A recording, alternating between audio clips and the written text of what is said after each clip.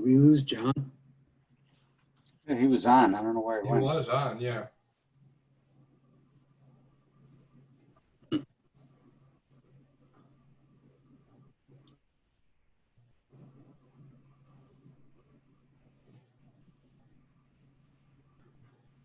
Can you hear me, Jay? Yes. Jay, can you hear me? Yes. Okay, I can't hear you.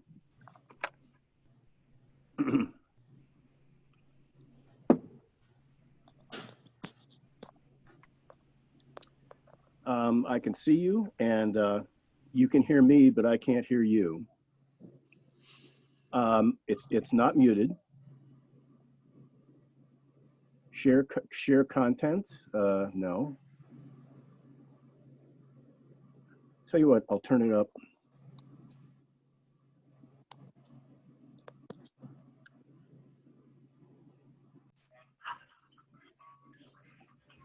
How are you? I was booted off by the system. I had to reboot my computer and come back on.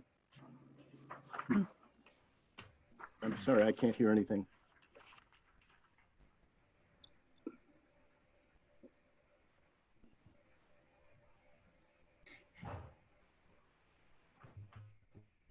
Unmuted and everything is full volume and I'm just can't hear anything. David, can you hear me? Just checking. Sorry. Should be a go.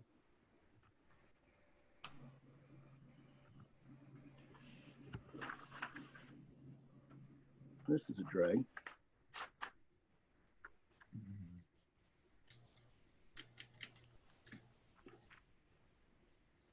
Okay, so, all right, can everybody hear me?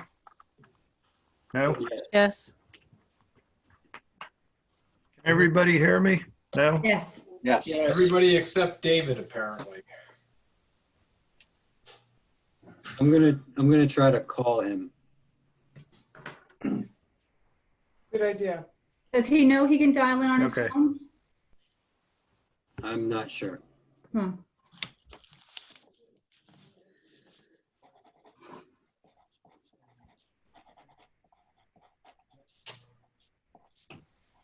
I'm gonna switch locations. I'll be right back.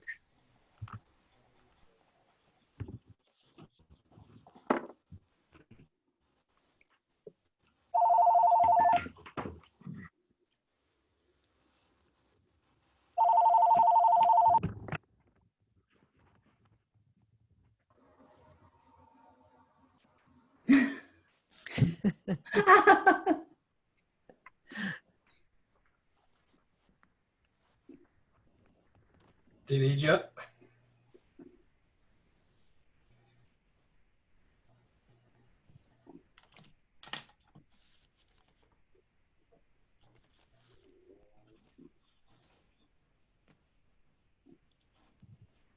Okay.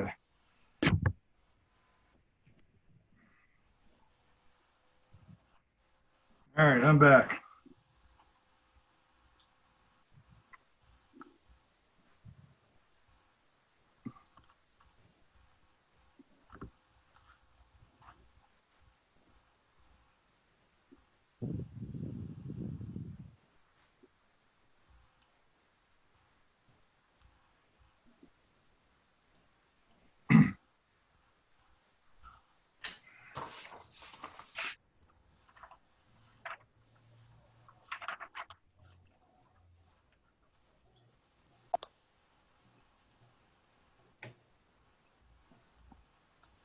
Okay.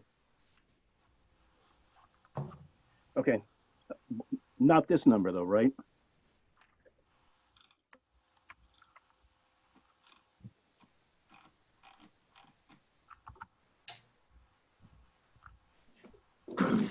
Yeah, I think he's gonna call in.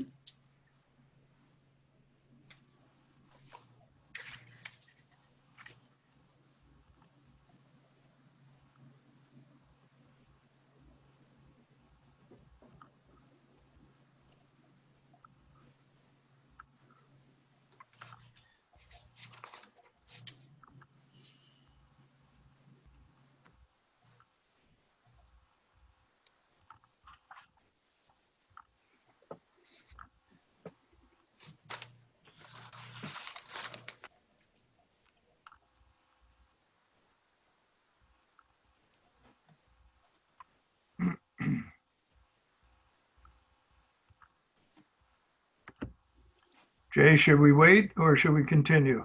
I think you can start, and if he doesn't join in time, we can either just delay that item. Okay, well, we seem to have everybody on board, and I see Dave he can see us and he can Yep, hear can you us, hear me? so we'll start. So I'd like to call this meeting to order. This is a meeting of the Town of South Kingstown Planning Board. It is a work session for Thursday, August 13th, 2020, and it is 7:09 PM. Pam, can you call roll call, please? Yes, I can. Maria Mack, Here. Steve DeMasi, Here. Joe Murphy, Here. Peter DiStefano, Here. Susan Axelrod, Here. John Riondo, Here. Pam Rubinoff here. And why don't we take a staff call? Brian Wagner, Here. Jay Parker, Here, and we have legal counsel. Where are you? Are you still Here. Amy White. Yep. Okay, sounds good. Thank you. Mr. Chair, can I interrupt real quick? Sure. David, if you can hear me, press *6 on your phone. Okay. There you go. Okay. Now we can hear you. Yay, we can hear you.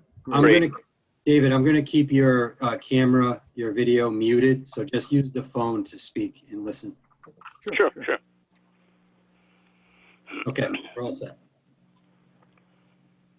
Okay, so item 6 on the agenda is the request from the Conservation Commission to formally incorporate a duty member of the Conservation Commission as a full participant and voting member of the Technical Review Committee.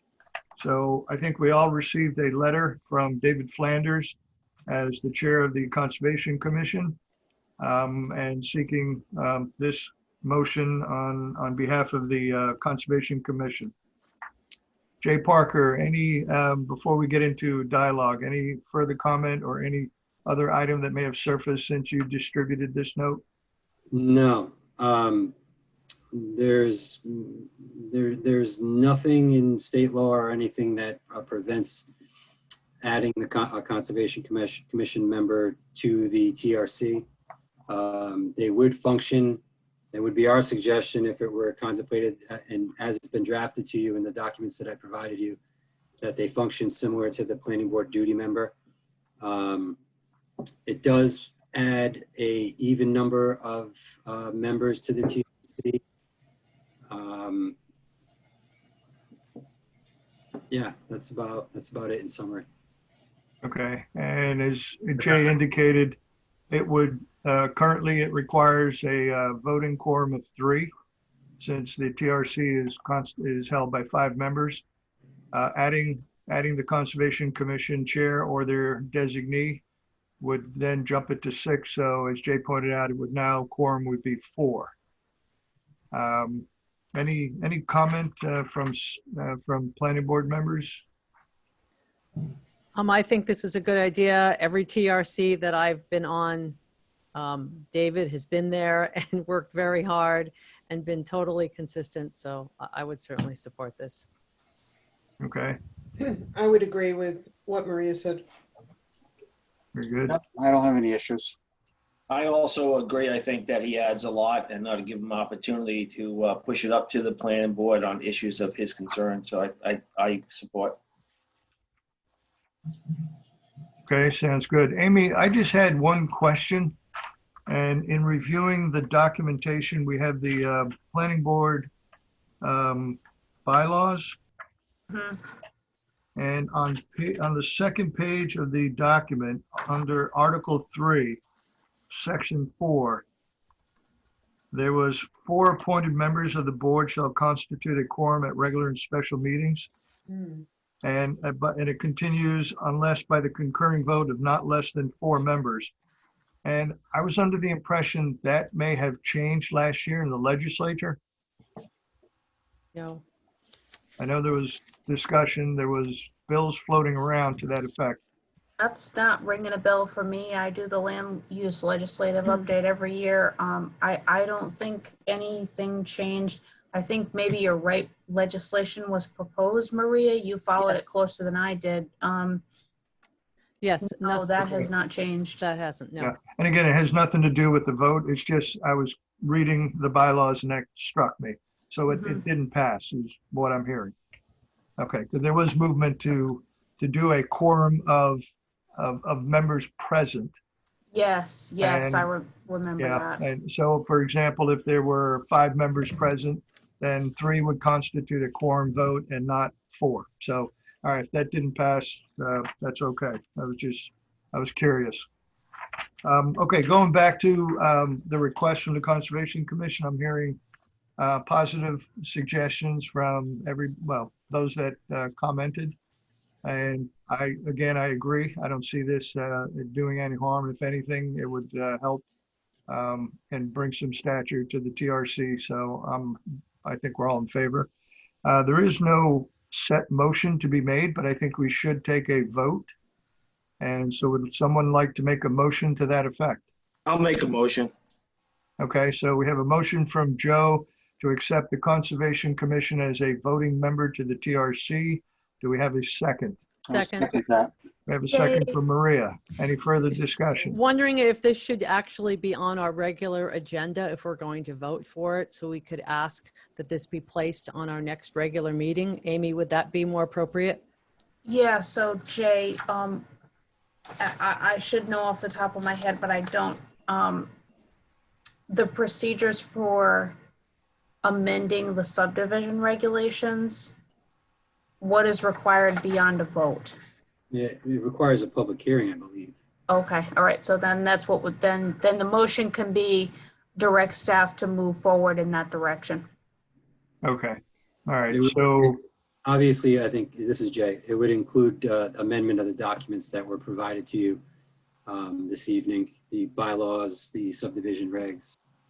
And the Conservation Commission will have to adopt amend theirs as well. Okay, Okay. so this is a vote just to endorse moving forward. The official vote will take place at a later point in time with the public hearing. okay, so Joe, you amend your motion? Amend my motion as And discussed. I do as well. Okay, so we have a second from Maria to the amended motion. Any further discussion? Hearing none, all in favor? Aye. Aye. Okay, motion passes unanimous, and this will be placed on the regular meeting for August. I don't have a calendar in front of me. 25th, I think. 25th. Okay, Uh, great. Mr. Chair, actually, I think it might have to get pushed off to September because of the advertising for the public hearing. Okay, valid point. Okay, David, can you wait another month?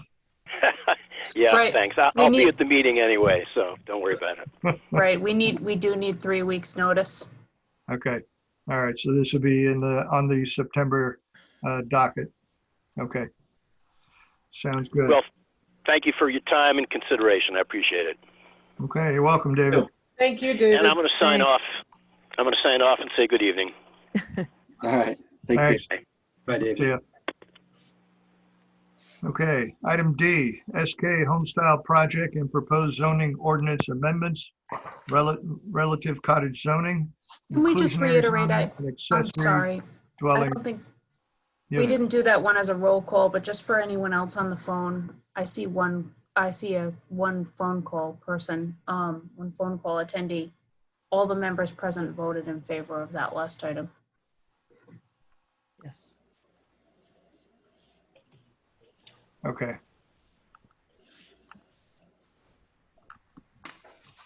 All right, we good, Amy? Yep. Great, thank you. Okay, again, agenda item D, SK Homestyle Project and proposed zoning ordinance amendments relating to cottage zoning, inclusionary zoning, and accessory dwelling units. Jay and Jeff. Okay, anything to say before we dive in? Yeah, I do not. Jeff, I was just going to ask you, I have I have those documents that were forwarded to the board. I can share it on the screen and then have you take over control if you'd like. I don't think I need to pull anything up. I would just say that if anyone has a question about something and wants to see it and they don't have it in front of them, then we can pull it up. But honestly, I'd rather see folks' faces if you guys don't mind. Okay. So not a whole lot to report. This should be a pretty quick update. I will start with accessory apartments. So basically, after our last discussion, people were comfortable with the accessory apartments, but I did want to let you know that in discussions with staff after the last meeting, it was decided to go ahead and update the old language about individual sewage disposal systems, or ISDS, to update it to the more current on-site wastewater treatment system, or OWTS. I think at first we were concerned about, if we change it here, do we have to go back and change it everywhere where it's referenced? And we're like, well, you know what, let's just go ahead and do it now. We're gonna have to go back at some point and clean that up elsewhere in the regulations, but for now we will just go ahead and take this opportunity to clean up this piece. So that has been updated. The only other significant difference is that the current regulations require the ISDS to be pumped every 2 years. Jay and Mr. Schuck have worked together to alter that to the OWTS, which will be pumped every 3 years. It seemed that 2 years was a bit onerous for the OWTS. Jay, am I missing anything? Is there anything else you wanted to add on that point? No, that was it. John did agree that just what you said, 2 years was a fairly aggressive for this type of system situation. So any comments from the board on accessory apartments? If not, what you see today should be the strike-through version that would go to public hearing. I had a question, comment on page 3. It said land development, no accessory apartments in areas classified as land developed beyond carrying capacity. So that I will imagine that's going to include Middlebridge. No, Middlebridge I think has sewers, but maybe Green Hill, Matunic, a lot of those areas. So are we going to create a lot of non-conforming accessory apartments right now, or? No, that's your existing language, so that's not changing. Okay. I'll just make one comment, and 3 years sounds reasonable to me, but if you take the DEM class on OWTS for maintenance and inspection, which I did and became certified, they actually don't recommend a time frame. They actually recommend that you actually do an inspection where they measure the amount of sludge, and it's based on that. But with that said, unless we had some alternate words where it was 3 years, or if you had a maintenance and inspection plan. But I'm okay with 3 years. I'm just saying it goes kind of against the DEM model for inspection and maintenance. Joe brings up a good point, because what is the status of the town did have an inspection and maintenance program. I'm not quite sure what the status of that is, where we could get it 3 or 5 years, depending upon, in my house, for instance, depending upon what the inspection said. Yeah, it's really kind of dependent on the usage, how many people are there and how much they're actually using it. So they usually measure the amount of sludge, and there's an acceptable level as far as how much sludge is in the tank. I don't know if they have that up on a database yet. I know the former sewer director, Peter, was working on it, but it was all on a COD file, pretty much. And the woman that took his job, I'm not sure whether that, again, they do it on a part-time basis. I think they go over to John Schock's office once or twice a week and work on some of that. But last I knew, it was a problem getting it up. They had no way to really pull somebody up without doing a hard search in a paper file. So I don't know if John could maybe provide some words, but I would say, maybe something along the line that it's 3 years, unless you can show that you have had a, inspection and maintenance, you're on an inspection and maintenance plan or something like that. So, and then the default is, the 3 years. Something like that might be reasonable. It would give the opportunity for those people that maybe there's only 1 or 2 occupants that really are not using their system very heavy, that perhaps go a longer period of time. I also like the connection, Joe, and other members, because it does bring that compliance issue to the forefront. And as Pam indicated, she wasn't even sure if it was still in place. So I think it needs to be brought forward, and making that linkage to this, I think is smart. So I like the idea. So Joe, would you be suggesting something like evidence of an inspection every 3 years and then a pump out if necessary? Yeah, either pump out every 3 years unless you have evidence of an inspection that showed that it didn't need it. That could be extended or something like that. So you have to do something every 3 years. You either pump it or you got to get the inspection done. Yep. Okay. And some people may just default to, well, if I have to do that, I'll just get it pumped. But so be it. And 3 years is typically what the OWTS community suggests for pumping your tank. No, they actually should, again, they don't. Are they shrinking it to 2? No, DEM does not like to suggest the time. They suggest that you actually have it inspected where they go with a stick. There's a special stick they have. They put it down there and they measure the amount of sludge. Yeah, okay. Because they'll tell you there could be anywhere from 1 year to 10 years, depending on the usage, how many people, that type of stuff. Yeah. But I think there is an ordinance already in place that calls for that, because when you have the inspection of pump out, the sewer guy has to send one of the slips into the town and gives the homeowner a receipt. Was that in specific areas of the town, or was that town? I think it's anybody that's not on the sewer system. Yeah. And that's why I was saying it wasn't, they didn't have that database on a computer system. They were doing it by hand. And I think it's somewhat active because I do get notices on some of my properties in the town. This is Jay. It's section 619-157. And I had read this a couple weeks ago, and I'm back reading it again. And it does not specifically reference a inspection time period. It speaks to the requirement for having the inspections and who can do them, and a lot of other requirements, but it doesn't give you a time frame.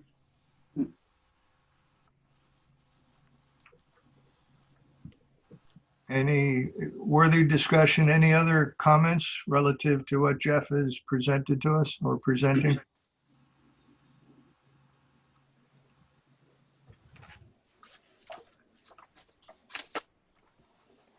Okay. Then if we may. Okay, so Jeff and Jay, can we make the connection with the existing ordinance as Joe suggested? Yeah, and I'll reach out to John too, just to confirm, to make sure that they correspond with each other. Sounds good. Okay. And what's the board's pleasure? Should we, well, Jay, let me ask you this. Next step, after you, the staff, does this with Jeff, what's our next step here? Your next step would be to make an advisory to the town council on the suggested revisions to the zoning ordinance. Okay. Which would include a public hearing, correct? With the council. Not with the planning board, council. Correct. Right. All right, so we should probably have this ready for the September meeting? Is that doable, Jay? Yeah, we can do that. Yeah. Okay. All right, sounds good. Anybody else, any further comment? Would it make sense to include all 3 of these together so they only have to have one public hearing? Probably, if the others are Or ready. submit them all together. So they Right, only it would be like consolidated advertising, I think. Yeah. And that's what the idea is, presuming we get through the other 2 without any major additions, deletions, corrections.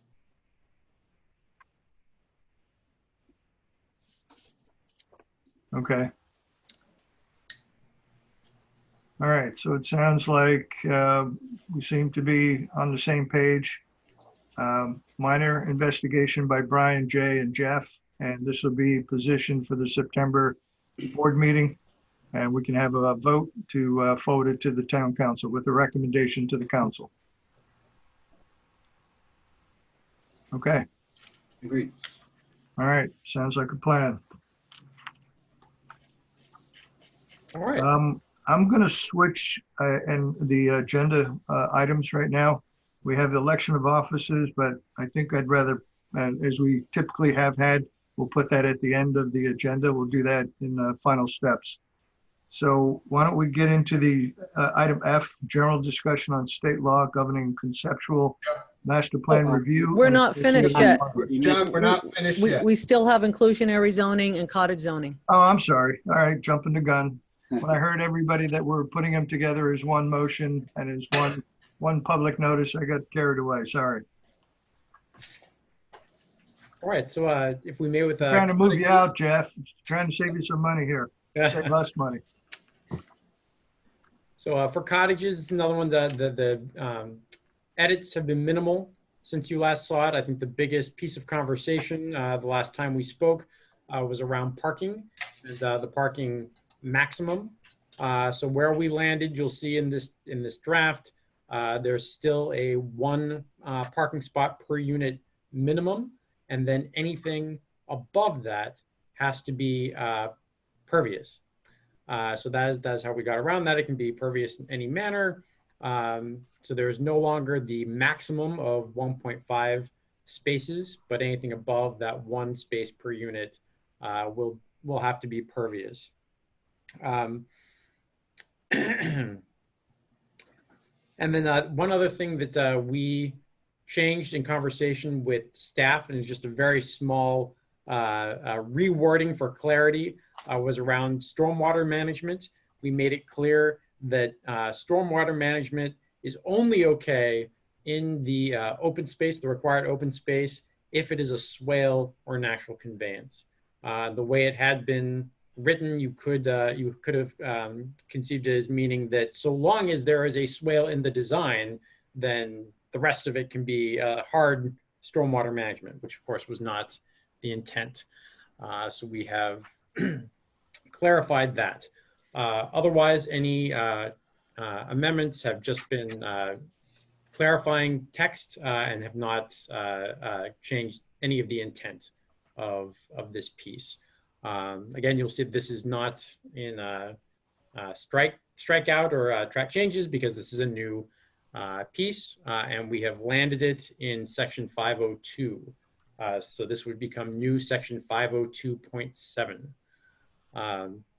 So again, not a whole lot of changes here, but I just wanted to make sure people were comfortable with where we landed on the parking issue in particular.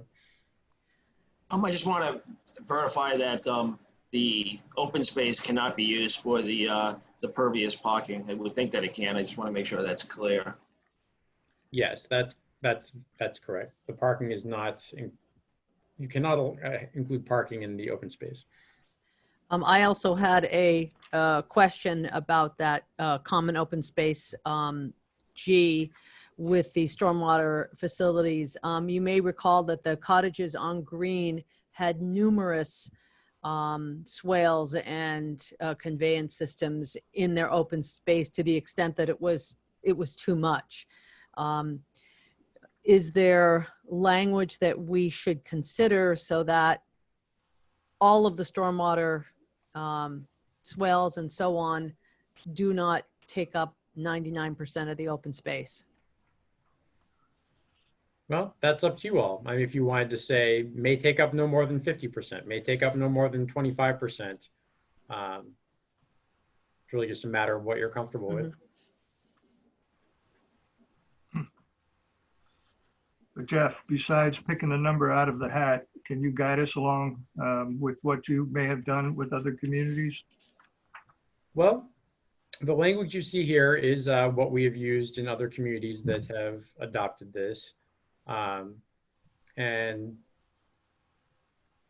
you know, generally speaking, we do have under the common open space that it shall be designed for passive and active recreational use. So obviously, if the entire thing is taken up by swales, that would not meet that intent. We have not gotten any more prescriptive than that. But if you wanted to, I mean, if that's something that you are concerned about, you could, I mean, A, you just say, no, stormwater management facilities are not allowed in the open space. Or B, you could, I mean, I would probably, and I am pulling this out of my hat, but I would probably say no more than 25% if you want to have really good usable space. So I have a suggestion, and maybe I'd ask Maria or some of the longtime members here, that the FDRP regs have some language in there regarding drainage, stormwater in the open space, saying that it's minimum required area for stormwater shall be in addition to any open space. Well, should be in addition to any open space used for stormwater and drainage facilities, provided that the planning board may allow for drainage facilities to count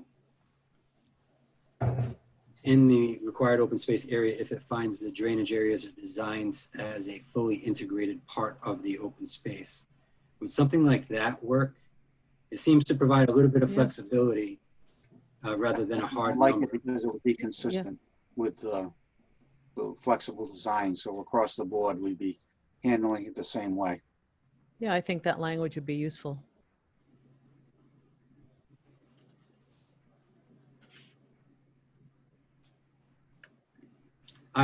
Me personally, I like it because it's not a hard number, and every project comes in is going to be different, and there's going to be different limitations with each one. Flexibility helps the board, helps the applicant, definitely helps staff. Exactly. I think, Jay, I can work with you to point out that language, and I can incorporate that. Okay. Jeff, I have another question. Because we're increasing the density through the cottage zoning, do you have any thoughts on areas in floodplains? I don't know where I don't know where they coincide with the areas that we would be allowing the cottage community.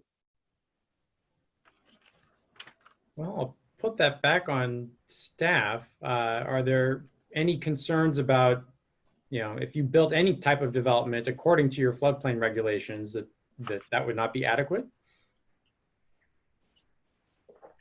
Really, with development in flood zones,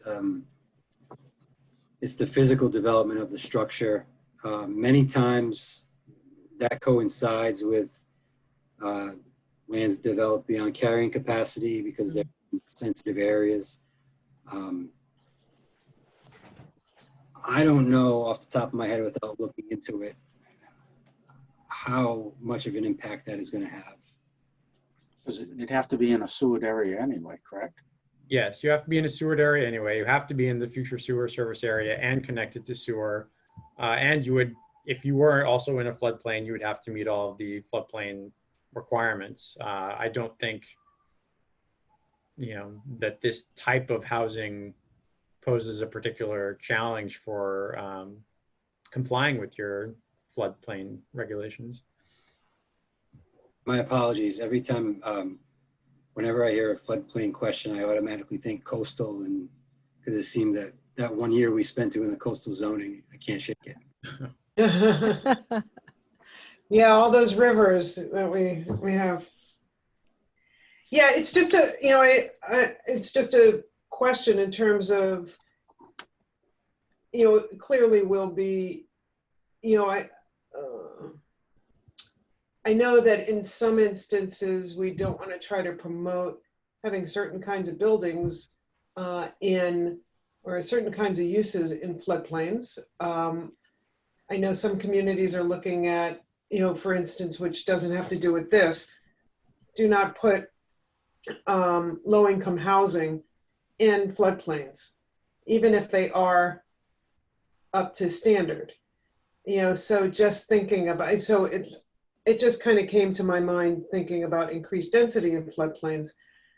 I don't see a problem if it's done correctly, but I just thought that I would ask staff about that and other members. Jeff, I had another question on page 3, the first item, number 4, dwelling units not abutting or oriented toward a right-of-way shall have a front yard oriented toward the common open space. As we want to encourage the orientation toward the common open space, does this allow too much leeway for them not to be?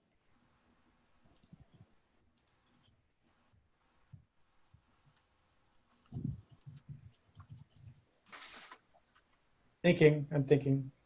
Well,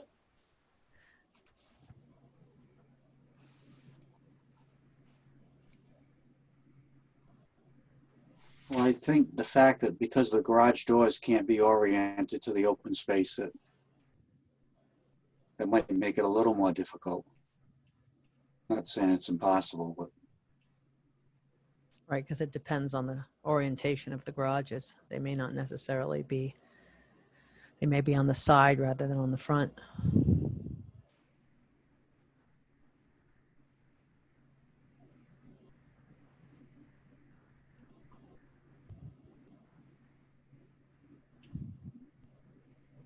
I mean, I don't see any, I mean, the way this is set up, it is strongly encouraging design around the common open space. You may end up with a handful of units that front the right of way, but say their side yard opens up onto the common open space.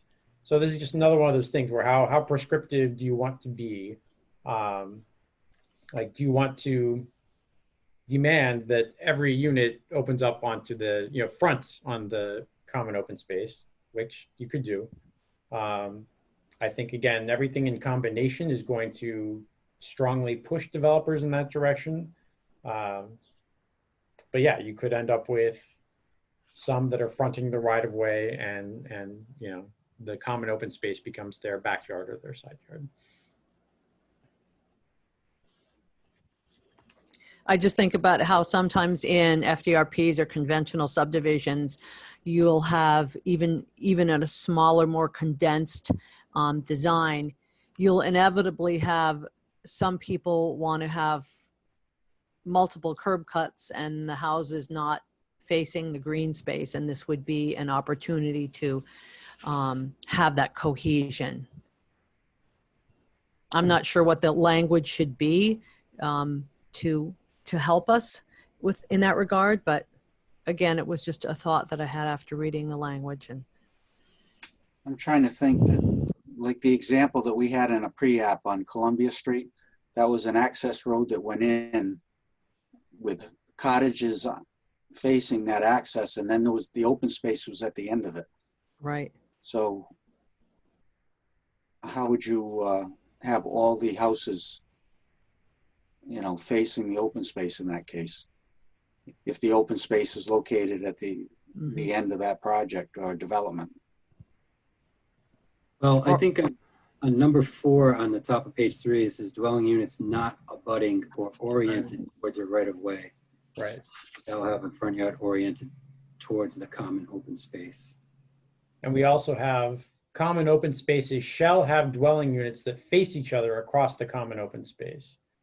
And you can split the common open space into up to 2. So you could have 2 areas of open space with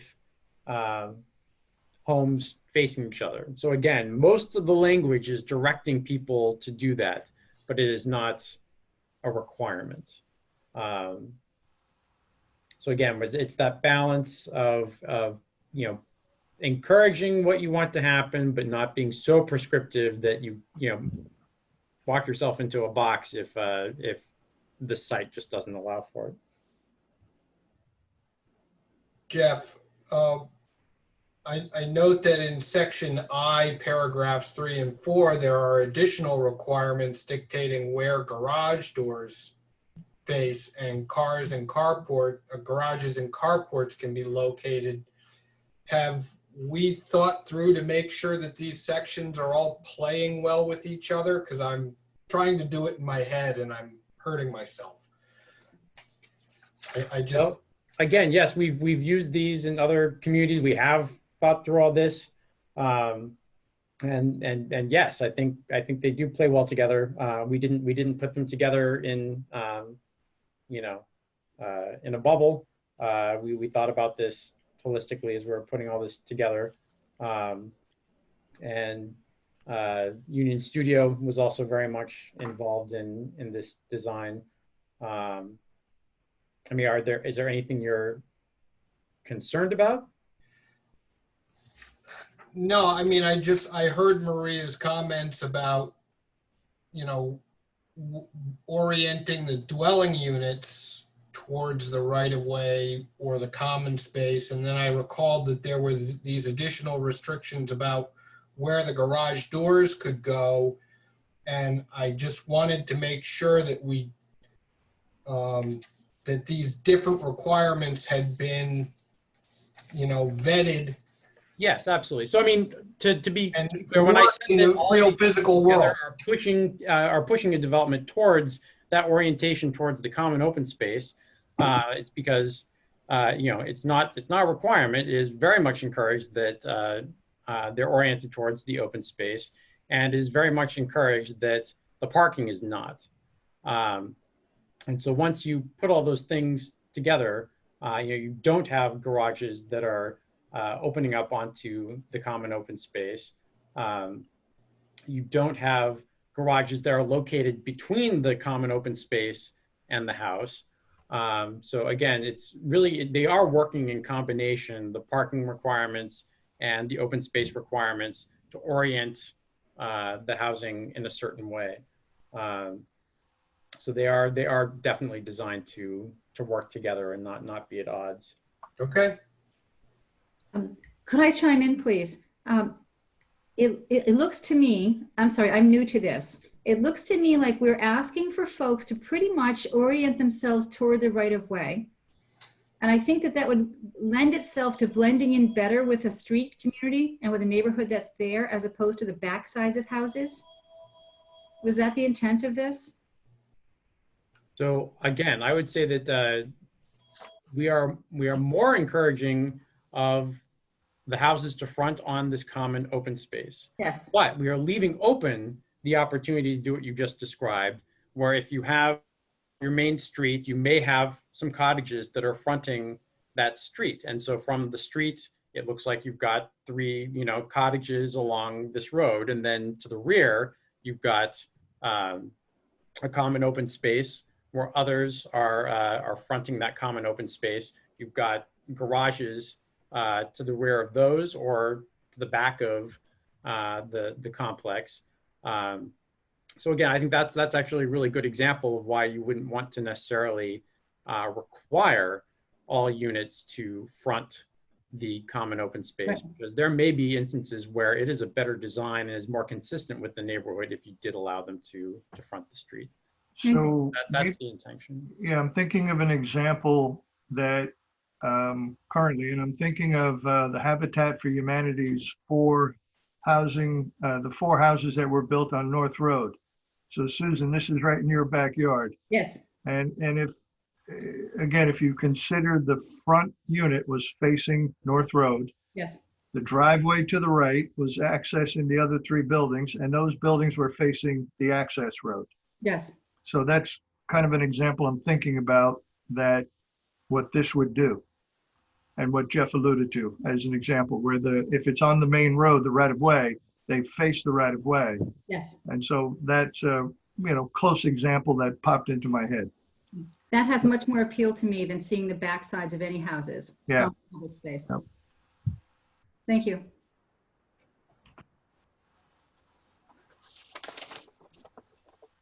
Any further comments?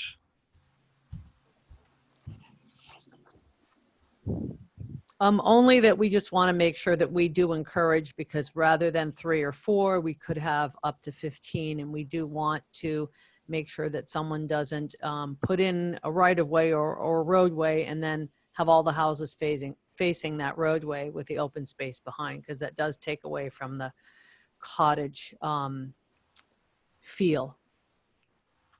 Again, that language around open space doesn't say all of them, but it does say Right. the houses shall face each other across common open Yes. space. And the shall is very good. Again, I would hope we'd see these in pre-app anyway, so we can make that clear. But Exactly. That's the other thing. Yeah, that's a really good point, Steve. That you'll get to make those, adjustments in the conversations with the developer. So to Maria's point, she's correct. Shall is and Brian is an attorney, you know this, and Amy, is a very, it's an action word. And so do we want that, or do we want a little flexibility? Again, it does not say that all of them shall. It just says that along the open space, those homes that are along the open space shall face it. It doesn't say that all of them have to. So I think you do have, the intention was to give you flexibility, but to make sure that you were not ever going to turn your back on the open space. I think just the inclusion of this item number 4 creates that flexibility.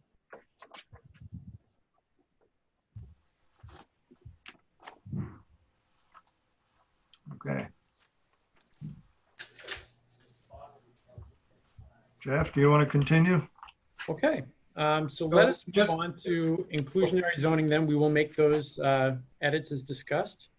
IZ probably had the most things to report back to you on.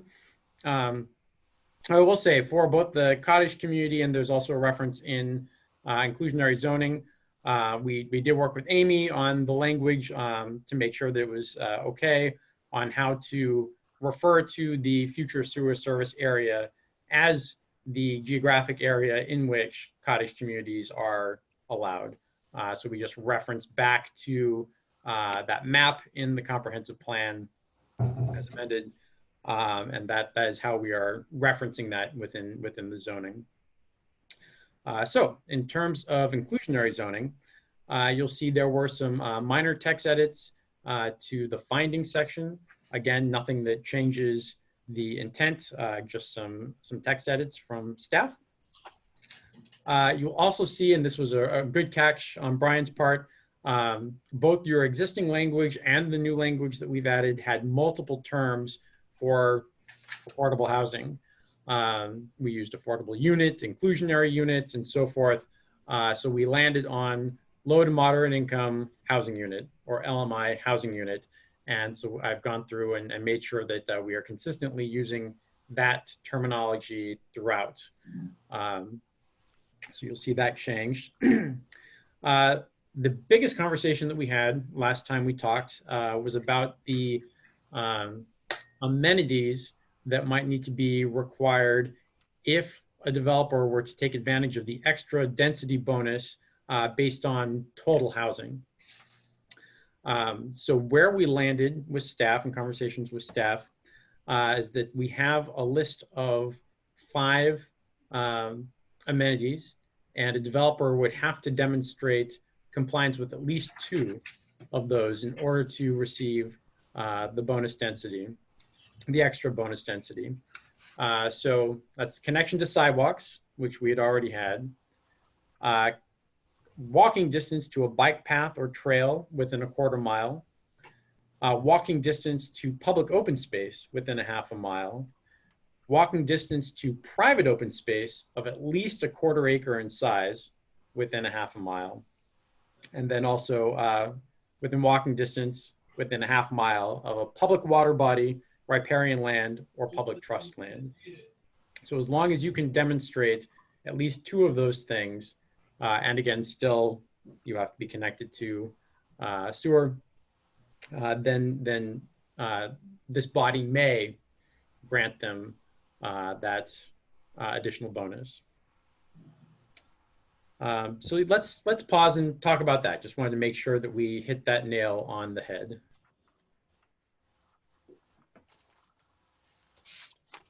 I thought they were good additions. Great.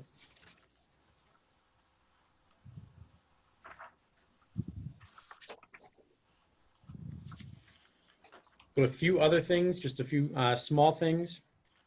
There was some confusion. We had added language about seasonal rentals.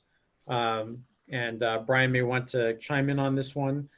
We ended up striking some of that language. So now it just says that if you have a home ownership unit, an LMI home ownership unit, you are not allowed to rent it for more than 8 weeks out of a 12-month period. So that does still give them flexibility to, go on vacation and rent their house out while they're gone. Not say that you have to live there every day of the year. I know Brian was concerned that is it okay that someone rents out their house for July and August and then comes back in September? Do you care about that? I mean, we don't care about it for people who own a home that doesn't have a D restriction. So just wanted to make sure folks were comfortable with that. Jeff, on that particular paragraph, which is on page 6 and it's number 3, would it be better to use the same terms you use not rented and then you use sublease in the following sentence? Do you think that matters? Should it be consistent? Well, you've got two different things going on. So for the rental, we use subleased very specifically because you've got a renter who is then subleasing to somebody else. And we want to make sure that if they do that, it's also an income eligible person, as opposed to a temporary absence where you're temporarily renting out. So it's not really a sublease. You don't have a lease, you're the owner, right? So it's not a sublease, you're just renting out your home. So the use of those two different terms. Two different terms, okay. And the enforcement on that? Yeah, well. That would. My question. Yeah, well. It's all part of the that's zoning one of those things, ordinance. are you really ever going to enforce? Right. No, what typically would wind up coming up is some nosy neighbor is going to recognize a strange car in the driveway for a couple of weeks and call the town. And it's the only way we're going to find out about it realistically. Good point, Brian.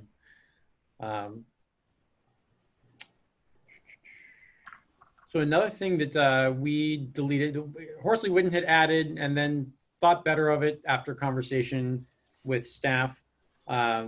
We had a clause where the developer could argue with the town that their development doesn't actually trigger IZ because they don't, their build out doesn't produce 6 or more units. But in thinking through that further, I struck it from the draft that you're looking at now. And we can discuss this. I just thought it didn't really matter that if at the end of the day they propose a development that has 5 units, even if the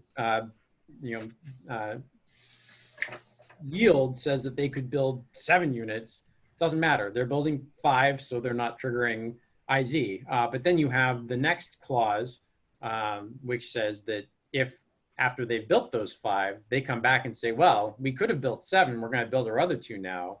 That's going to trigger IZ. So we do have that way to close that loophole. There was just some discussion with staff as to, if your yield says you can build 6 units, should that be what triggers inclusionary zoning as opposed to what you actually propose to build? And I would suggest that you base it on what they're actually building and then have that clause that if they do end up building more in the future, then you get them then. I I have no idea what the legality is of holding them to IZ if they're not building to your threshold. Well, we applied that on Northwoods, didn't we? That because they started with a phase one, basically, along Curtis Corner Road, those number of units had to be included in the total number of the phase two for inclusionary. And I think they were told that up front. I believe you're correct, Steve. So it is something we're doing already. I mean, they should have the flexibility to build to the design that they propose rather than to a specific number that comes up in the yield plan if they choose to do so.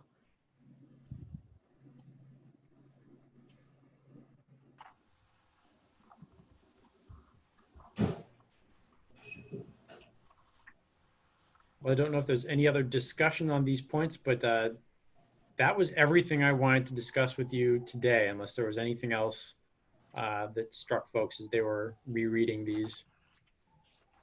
On page 8, I thought that under J, all of those items were very well written, 1 through 6.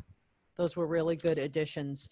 And I wondered if, let me see if I can find it. Oh, on page 5, under 4, in the very last sentence, I wonder if we might replace the word Trump with supersede. Ha, sure. Twist my arm. Yeah. I saw that too. I was thinking of override but yeah, supersede is a good one. And right under that, Jeff, after that paragraph 4 on page 5, you go to H, controls over resale, but you have a number 1 there. That's just a typo. Oh, yeah, that's a typo. Thank you. I was looking for numbers and I was like, wait a second, what's going on? Did Elise call that in? He left me with that responsibility. And I apologize, folks. What will go to public hearing will not be a clean version, but actually a marked up version of IZ so that people can see what's changing from the existing language. And the reference in, let's see, on page 8, where the top of the page B, and it talks about developing things concurrently, that would refer to that table that is elsewhere in this document, which is Yes. on, yeah, Yes. on, yeah. That rate of market versus. Mhm. Mhm.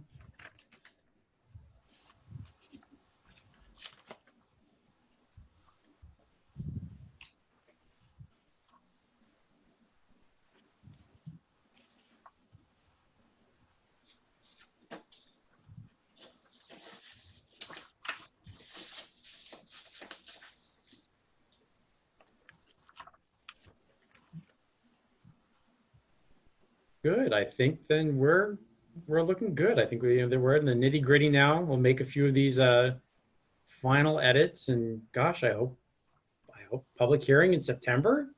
Wow. Can it be? Very exciting. Yeah, it is It is. exciting, It's both firm and flexible, isn't it? right? Just like South Kingstown. You say that to every town, Jeff. I don't.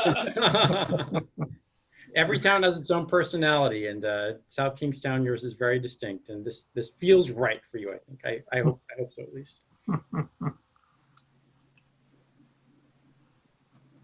Okay. For next steps, I intend probably starting tomorrow, if not Monday, to start drafting text for the other missing middle housing that we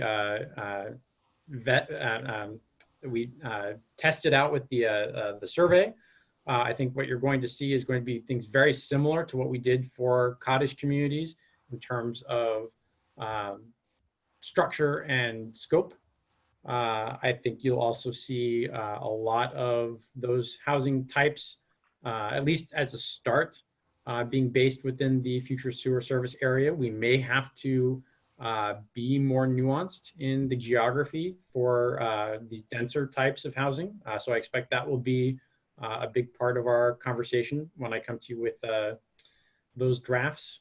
But by and large, I think that formatting for cottages seem to work well. We've got a place for them now in the zoning ordinance, and we'll likely build on that for those other missing middle housing types. Isn't it interesting that that missing middle housing term is popping up everywhere now? Yes, it really is. It's really kind of exploding, and people are, I don't know, less afraid of it, I think, than they were even a year ago.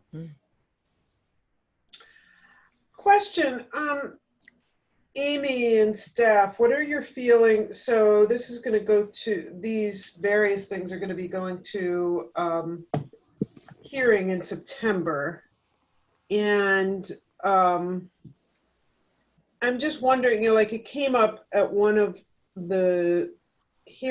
our recent hearings that somebody said we were talking about cottage zoning and would they consider cottage as an option. Obviously, people are not required to do any of these things until the hearing, until the council approves things. But to what extent might we be able to share some of these drafts with people that might be? Oh, absolutely. They're considered public record. The drafts are, I mean, these are drafts introduced at a public meeting, so they're not exempt from disclosure. You can absolutely let applicants know you're moving forward in this direction, and although it's not a strict requirement, you can encourage them to do so. It's required, but the general rule is that when someone submits an application and it's certified substantially complete, the regulations in place on the day of certification apply, but you can certainly encourage people to move in this direction at this point. And think how much more friendly this is than a comprehensive permit. Yeah. So I guess on a similar thing, and I know that everybody is just so busy, but I guess, this is really exciting that all of these things are coming together. And Jeff, as you're saying, there's a couple more pieces. I would love to have us think about how we might be able to do a press release or do an art, bring in the newspaper reporter and encourage them to write an article, because I think that we're being really proactive. There's some things that people should know that might be in a development, they might be developers, but then as residents for, the thing about accessory apartments. And so I would like us to consider how we could get the word out on some of these changes and being proactive about the outreach on them. And again, I know that we're down staff and everybody's busy, but let's start to think about how that might be able to be done.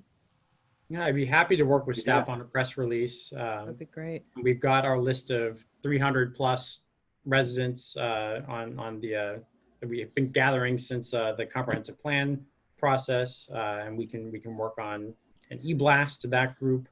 So yeah, I'm happy to help with that. And a nice drawing or illustration would be really great. People's eyes are always drawn to something like that. Perhaps that could even be on the town website.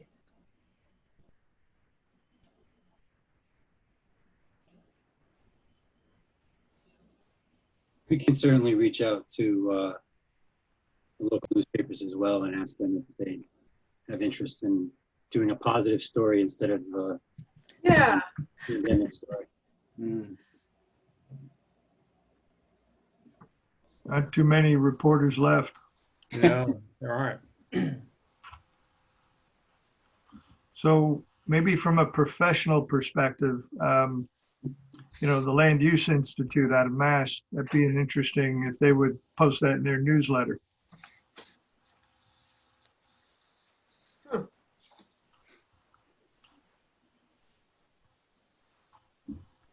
The Urban Land Institute. That's it. Thank you. ULI. Yeah. Yeah, we could get you some national press on this. Why not? I don't know. That's a really good question, Jeff. To what extent are some of these more proactive than what we've seen in other towns? Would statewide planning want to put it in their planning newsletter, or is it just the same as some of the other ones? You're being, I think, in the context of Rhode Island, you're being a lot more aggressive than other communities. In the context of the nation, you're probably somewhere in the middle, honestly. When we look at places like Minneapolis or Oregon that are abolishing single-family housing zones, for example. But no, in the context of Rhode Island, you're leading the pack. And also in Massachusetts, highly regarded is the Lincoln Institute of Land Lincoln Use is Policy. as well. ULI and That's the a really Lincoln good one. Institute. Yeah. Absolutely. Going back to the timing, actually going forward to the timing, what are we looking at as far as moving this forward? So I get an understanding of. Well, before Kayla left, our agreement was that basically, we'd work to get these out the door, that I could start drafting the next round in August, that, we'd hope to start reviewing that as a body probably in October. Okay, and a few minutes ago, we made reference to a hearing in September with the council. No, I think that's just for the advisory recommendation to the council. Okay, that's what I Final was, vote by the planning board. Oh, Right. thank you. Okay. that's what I was confused over. I will defer to you and the lawyers on what the process is from here out. I mean, unless there's a possibility of doing that August 28th, or are we already inside any notice windows? Yeah, I would not. I would We need not. 3 weeks on the notice. All right, that's what I thought.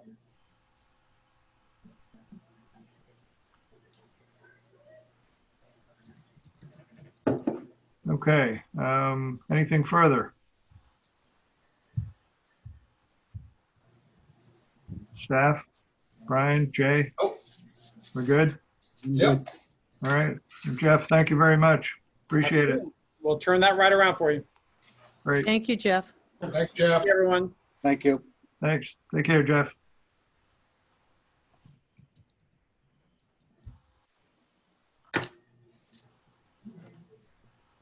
So, again, looking at the agenda, if no one has any issues, I'd like to move the election of officers to the back end of the agenda so we can jump to F. Any objection? No objection. Nope. Okay.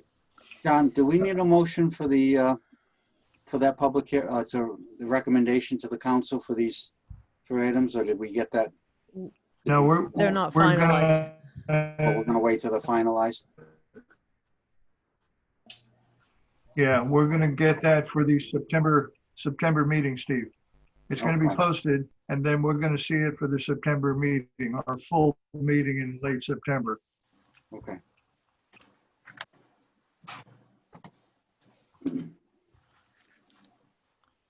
Okay, I'm gonna look to staff and to Amy for item F, general discussion on state law governing conceptual master plan review.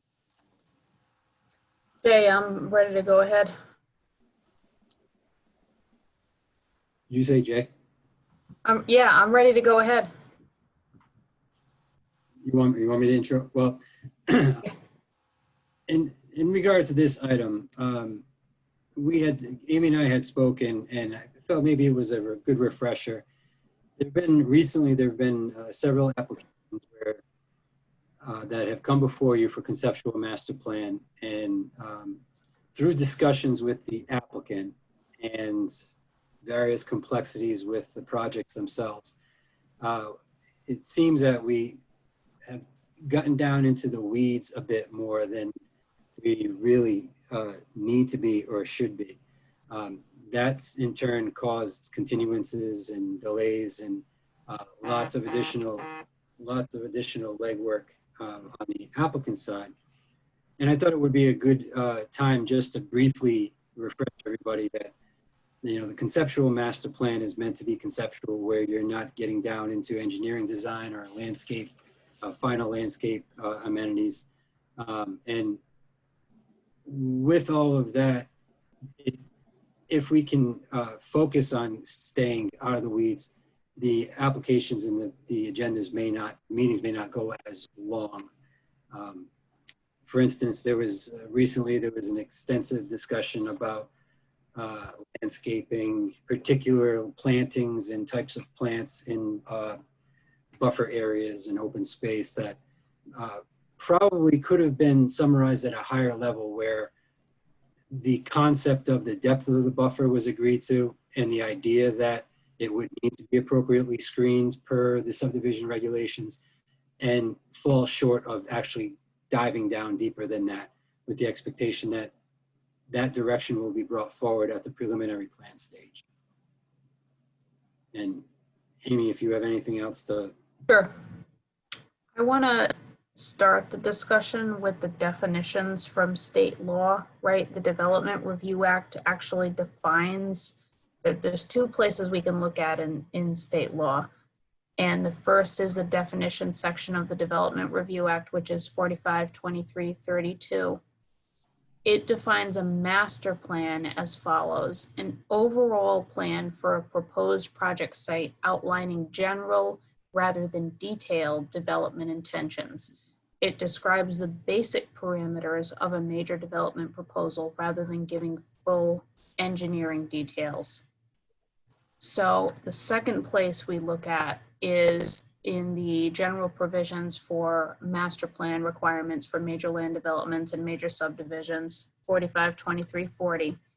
And the section on vesting, subsection G of that statute, states in part that master plan vesting includes the zoning requirements, conceptual layout, and all conditions shown on the approved master plan drawings and supporting materials. So you take those two provisions of the law together, and the overall concept is that master plan is intended to focus on high level details, right? Density, overall site layout. And thank you, Jay, I see you're sharing the screen, perfect. So, you know, there's a balance there. On one hand, you don't necessarily want to lock the applicant in, you know, to something that they may not be able to live up to once the engineering for the preliminary plan stage has been completed. And of course, there is the efficiency consideration, but I think it's really more about setting everyone's expectations, right? The boards, the applicants, and the interested residents in what will be reviewed and what level of detail at what stage. So let's then go to look at the definition of preliminary plan from 452332. The preliminary plan is the required stage of land development and subdivision review, which requires detailed engineering drawings and all required state and federal permits. So preliminary plan is where you really get into the weeds, right? And I think master plan vesting can be altered depending on what comes out at the preliminary plan stage.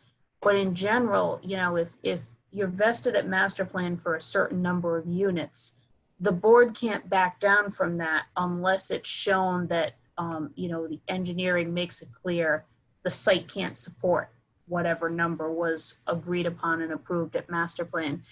And we don't have a case from the Supreme Court, from the Rhode Island Supreme Court, that really fleshes this out.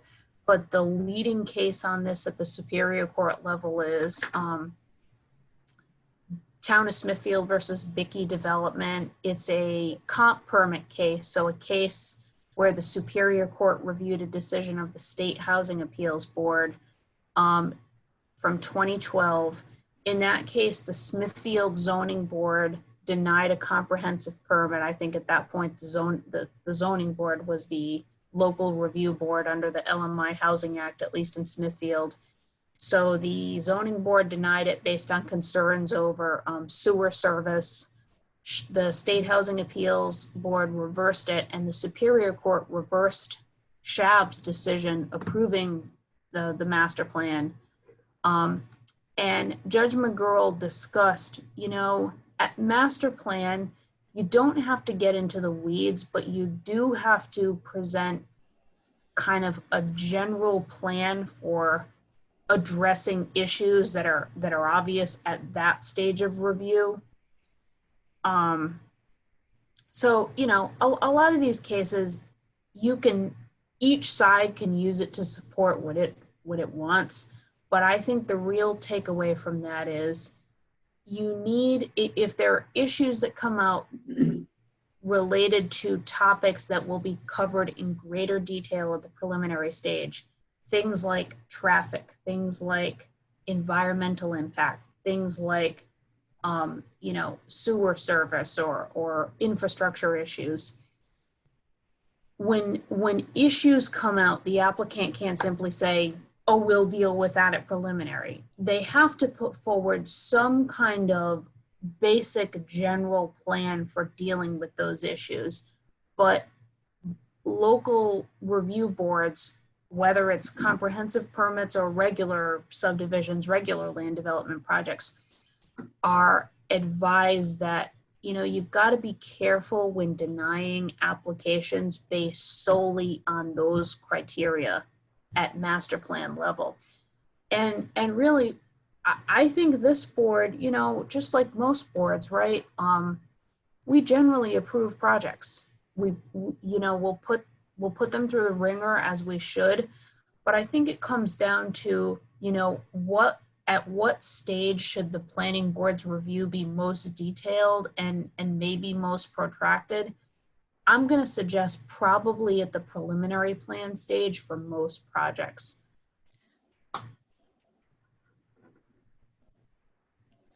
Amy, I just wanted to ask you, how many times have you, or how often in general, have you seen a plan be altered based on information that came out at preliminary once something was vested? Yeah, it happens. You know, it's hard for me to tell sitting from my position whether, you know, when we see a reduction in units, is it because of engineering and environmental issues, or is it simply because of economic conditions? I don't know the answer to that. And a lot of, you know, we're still seeing projects proceed forward that we're told. So I think that's going to change now that most of the projects that were told initially, although I guess with tolling ended in 2018, we're still seeing, you know, 4-year initial vesting really from master plan. It's hard to know. You're right, Maria, that most of them don't, you know, decrease in size and don't have major changes in layout, but it's not unheard of.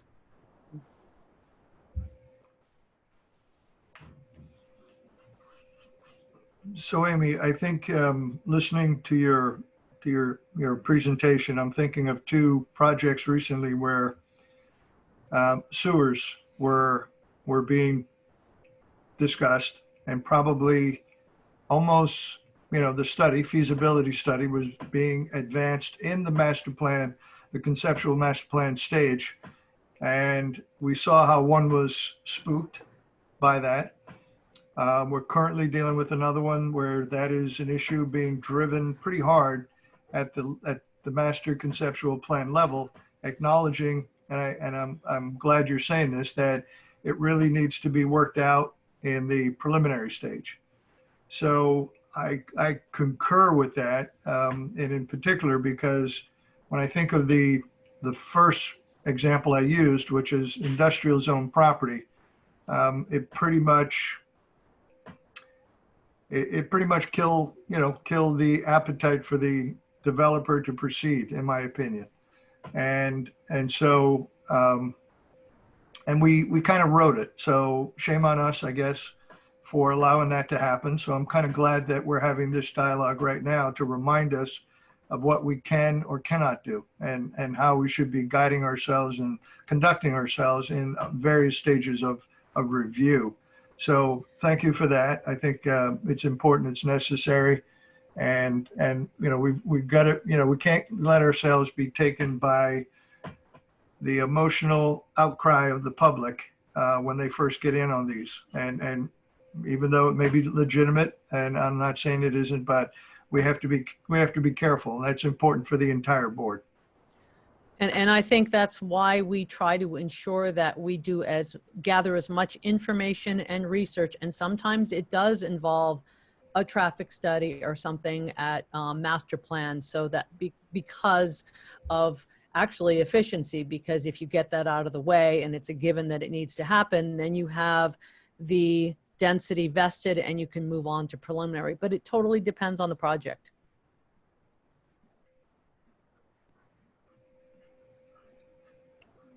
Becomes subjective in some cases, and I think that's where we got to be careful.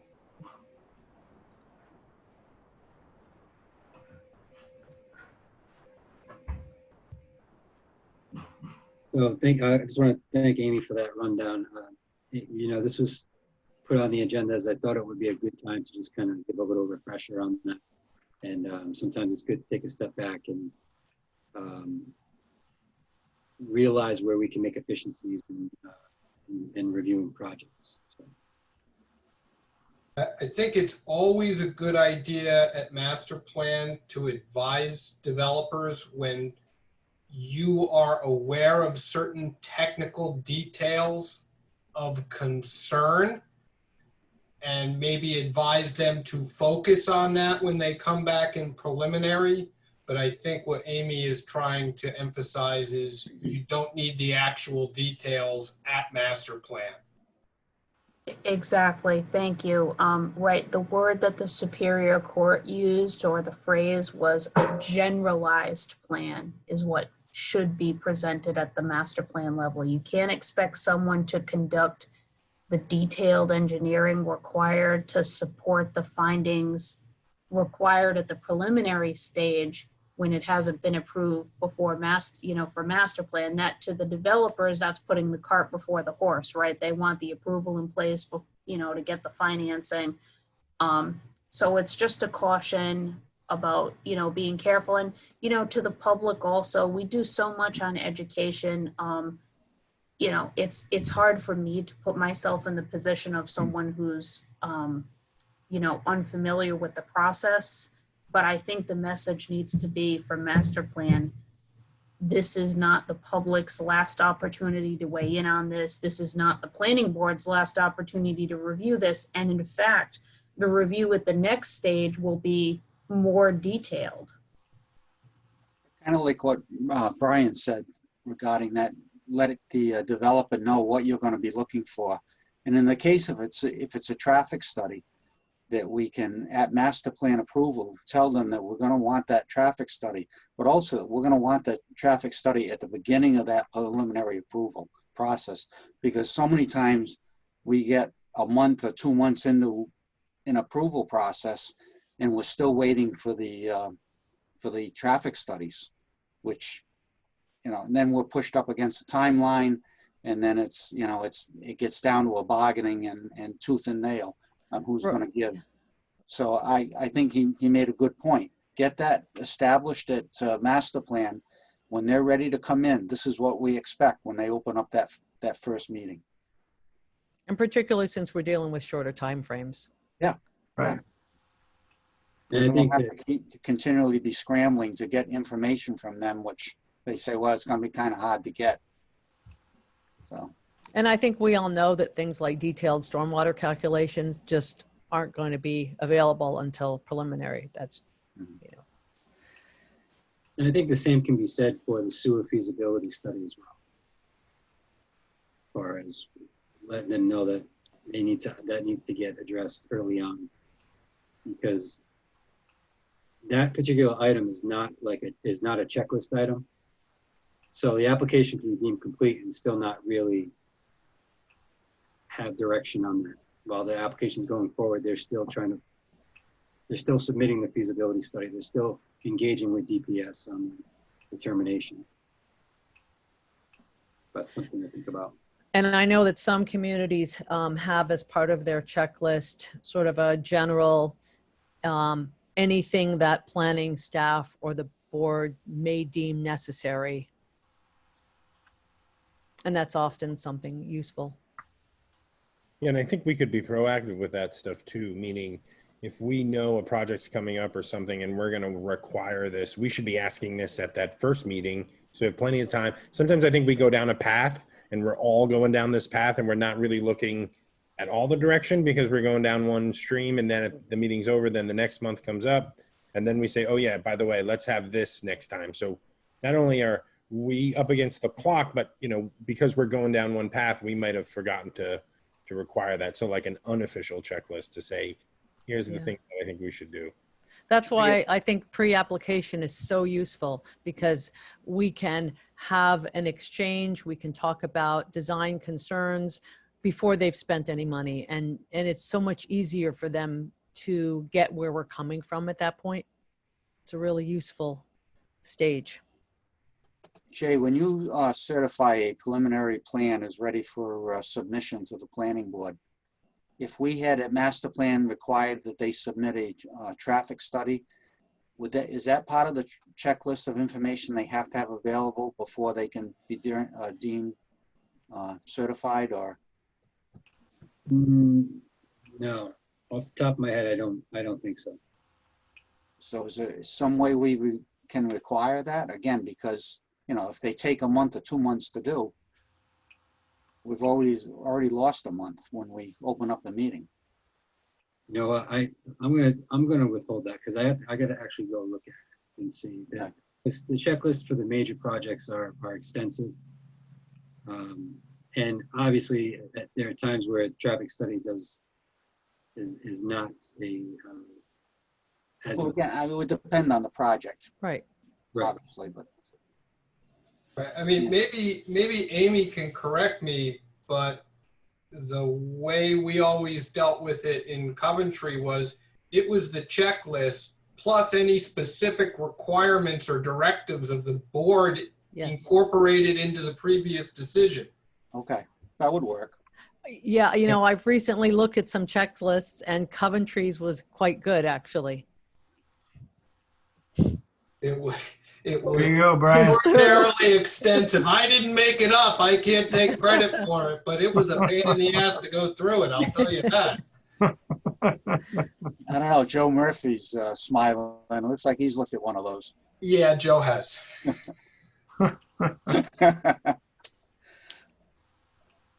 Well, that seems to make sense in, you know, as we're summarizing, let me just summarize that particular item. So if it is coming out and it's made part of the checklist as discussed through the master plan process, then I think that would be, you could add them. And therefore, you know, here's the checklist plus addendums, whatever they may be. So I think it makes a lot of sense. Yeah, I just skimmed through the preliminary checklist for major applications, and there's no traffic study requirement. I'm sorry, I didn't hear the back end of that. Oh, there is no checklist item for including a traffic study in the application. Okay. So it would be extremely beneficial to identify that for that stage at conceptual master plan. Yeah, it would be an addendum, not necessarily a formal check item in each application. Okay. Okay. Amy, any further thoughts, suggestions? Nope. Anybody from the board, comments? I think that Amy is correct in 452340 does give a municipality, it talks about sort of the general concepts of a master plan, but it does give them the authority to ask what they might deem as necessary. Good.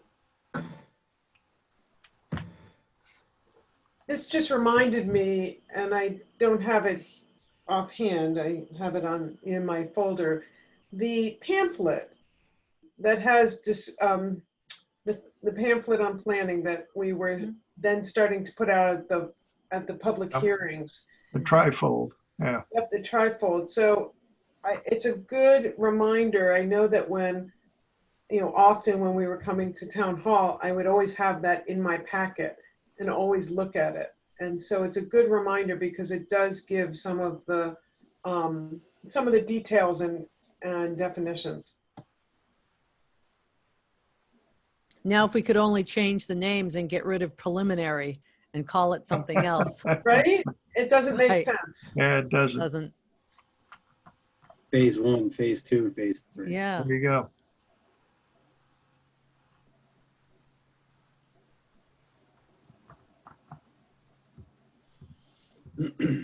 Okay.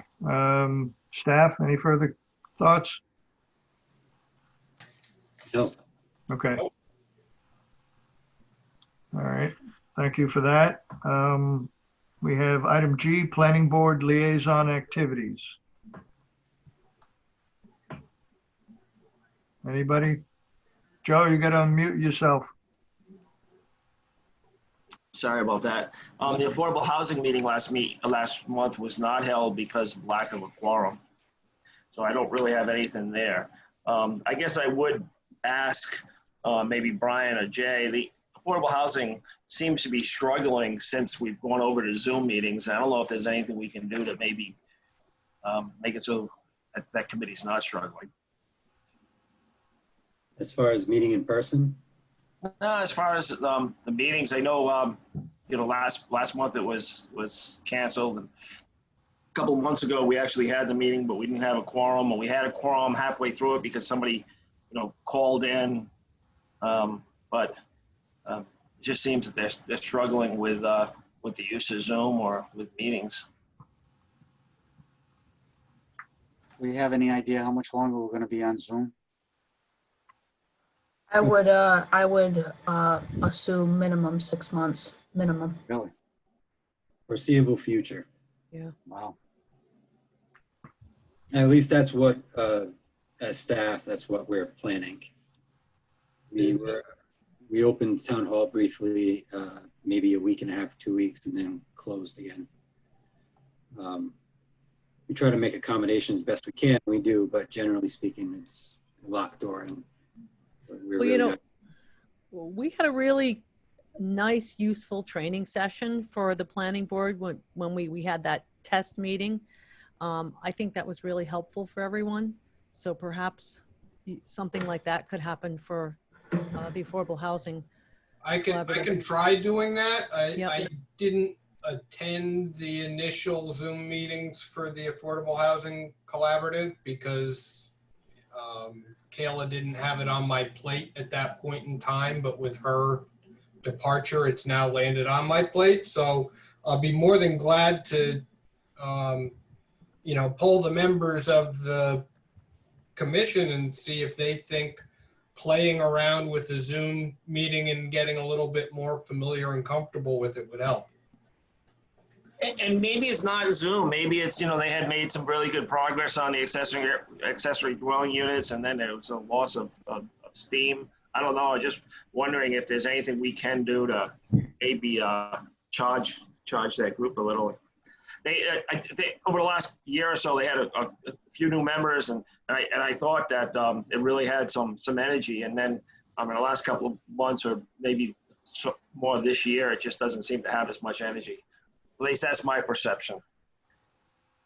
Okay, well, I mean, the one thing that they had discussed in, I guess, June at this point that they wanted to do is to sit down with the tax assessor and discuss, different strategies for dealing with potential tax relief for affordable units.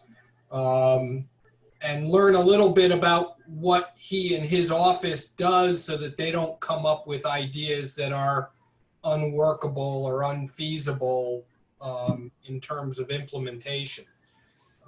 So I have spoken with the tax assessor, and he was ready to go at the last meeting, but we didn't have a quorum, so he'll be there in August.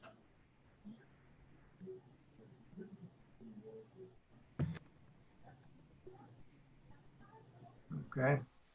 Any other liaison activities?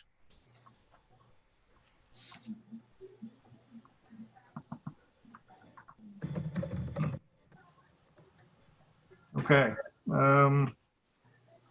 So is it, Steve brought up a good point about another, the orientation session that we went through, which was extremely helpful. So that was Kayla and Jay who put that together, and that worked out very well. We struggled, but it definitely was necessary because the second meeting, we not that we were experts, but it really helped out. We understood the technology and what we couldn't or could do, and it helped.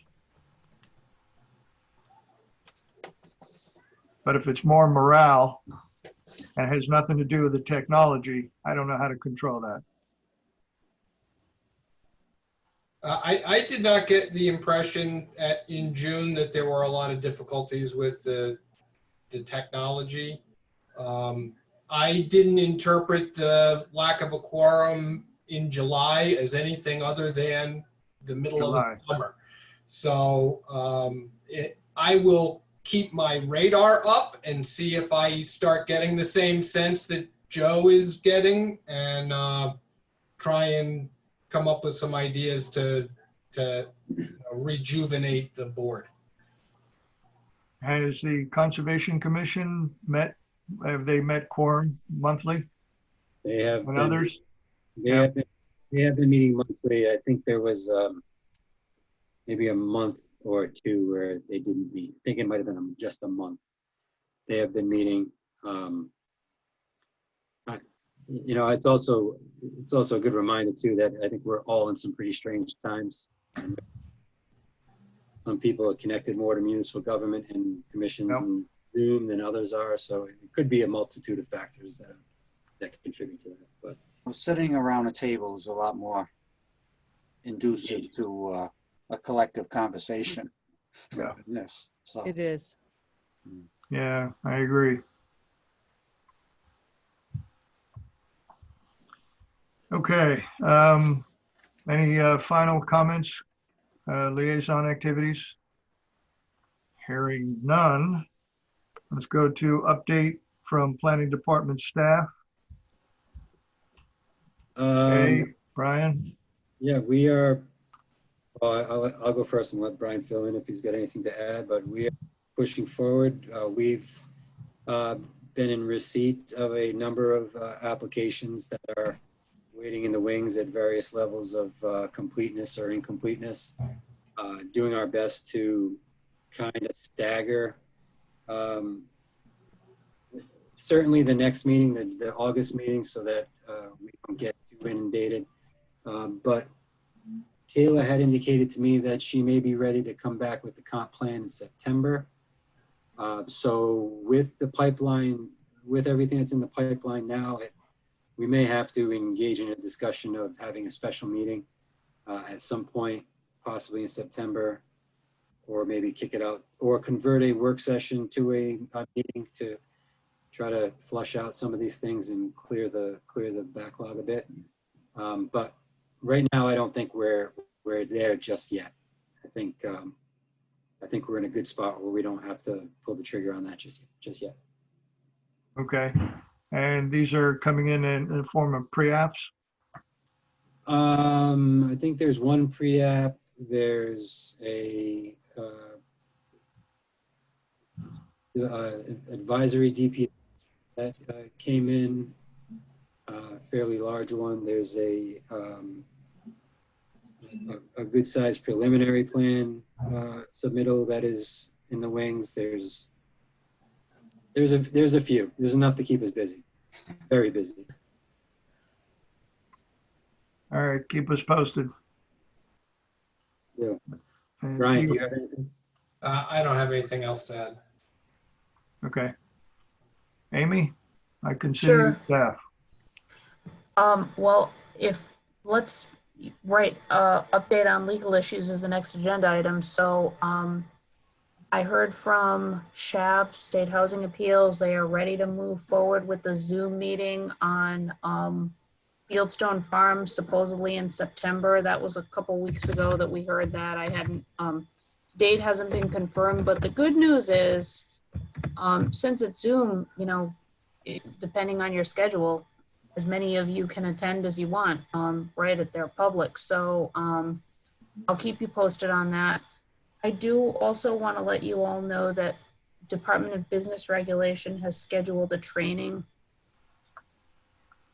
I think the audience is mainly municipal and state, of course. It's a dual training for municipal entities and state entities. I think the audience is primarily geared to people who are hosting Zoom meetings, so people like Jay and Brian who do the technical end of it, and then chairs of public bodies. But I think if any or all of you want to attend, it's going to be September 17th at 9:30. I know the town will be sharing info through the league. I believe that date is confirmed. So I'll make sure you hear about it. Of course, it will be over Zoom itself. We are still in the you know, period of time when we're governed by executive orders.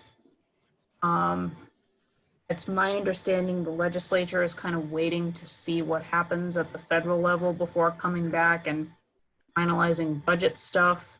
So in response to the question about, you know, how much longer are we going to be doing this, I think the answer is unknown, but let's assume we're in for the long haul. I think that's it from me. Hey, Amy, I have a question. Yeah. I'm not even sure this has any value, but there's chatter that our president has signed an executive order that would either eliminate or restrict affordable housing and inclusionary zoning in the suburbs. Yep. Is there any meat to that or anything we should be watching? I know what you're talking about. And it's related to a rule that I think was promulgated during the Obama administration called Affirmatively Furthering Fair Housing. I will tell you, that has no bearing on us, no bearing whatsoever. It was something that people thought was, you know, paving the way for, you know, low-income high-rises in well-to-do zip codes. That was never what it was, of course. So we are all good continuing our, you know, initiatives on affordable housing. No bearing on South Kingstown whatsoever. And you expect no bearing on the state of Rhode Island? You know, I'm not sure if I'm going to go that far. It did have, you know, I think it was a rule that was intended to encourage affordable housing, and I think it was intended to put municipalities' feet to the fire a little bit in terms of requiring them to show what they have been doing to further the policy of affordable housing. But, you know, the real rules that govern in Rhode Island are the state, you know, state law, right? We have the 10% quota in Rhode Island that's still aspirational. I think that what happens at the federal level, as far as I'm concerned, and unless someone tells me otherwise, just doesn't have that big of an impact on the policies that are implemented at the state and local level. So the comprehensive permit is essentially a state requirement, and that's not going to be, you don't see that being impacted? I do not see that being impacted whatsoever. Okay, thank you.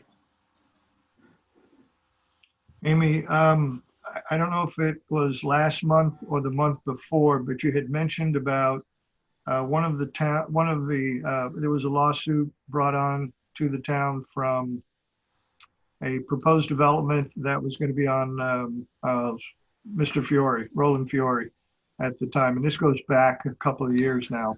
And it seemed like it was reviving itself. Do you have any further update? I don't. I think that matter was discussed in executive session before the town council. Okay, It was not finalized, and I think, right, there were two lawsuits brought by Mr. Fiore. One was an appeal of the zoning board's affirmance of the planning board's denial of the master plan for 571 Main Street, right? And the second lawsuit filed on or around the same time was a claim against the town seeking money damages for water flowing onto the property. Yep. What was discussed was a potential settlement or potential resolution of both of those matters. I don't believe there was any resolution. I think, Okay. yeah, so I'll have an update on that when or if I do have anything to share. great. Thank you. Any final legal matters other than, no? Nope. Okay. Any questions? Anybody of Amy or the staff on legal issues? Okay, I'm good, thank you. all right, hearing none.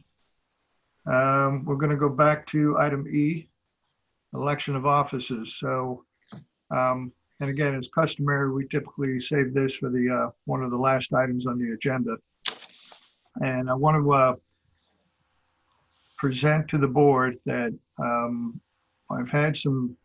been thinking about this process for a while. And I think my goal and what I've tried to do for the year that I've been the chair has been to manage the process as best I could. And more importantly, manage, the 6 board members that are with me on the dais, or in this case now on my laptop, and allow them to ask questions, speak, provide their commentary, etc. And you all bring certain expertise to the table. And so I kind of enjoyed doing that. I think we had some successes here and there. Always difficult to manage time because we all like to speak, and I get that. And we want to make sure that everybody has their time to do that, to comment. And we also make sure that we allow for the public to speak. So I think one of the thoughts that popped up in my head is that maybe it's time for the chair that would be rotating, so that every year it's a new person coming in, so that each board member will have that opportunity to sit as the chair, run the meetings as they see he or she deem fit, within reason, of course, and have that experience of being at the chair and allowing the other members to do their thing, not to take away anything from the chair. The chair still has the opportunity to provide comment and opinion and ask questions, etc., no different from the other 6. So with that said, I am not going to run for chair. I decided not to do that, and I wanted to throw this concept out on the table and get the feel from the board about this idea of considering board members on an annualized basis to be the chair. And again, it wouldn't take anything away from anybody's comments. We all have the opportunity as board members to reach out to the staff, talk to the staff, ask questions of the staff. It's no different. It's not just relegated or a privilege for the chair. It's pretty much anybody can do that. So I don't think it'd be taking anything away from anybody because you still have that opportunity. So anyway, that's my thought and my comment relative to that item.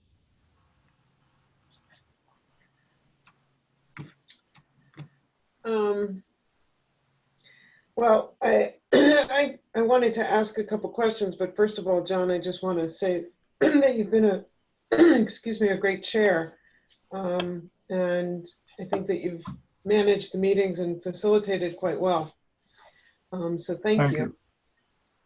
I guess I would love to, I didn't look at any bylaws or anything, but Amy, thoughts on do we have in the bylaws what the term is for either members and or officers? Hang on a second. The Yeah, the bylaws indicate, I'm sorry, I'm looking at the wrong thing.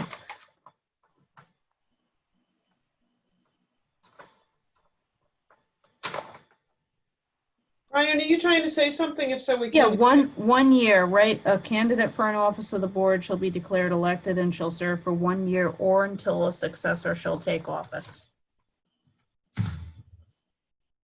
Hence the annual elections.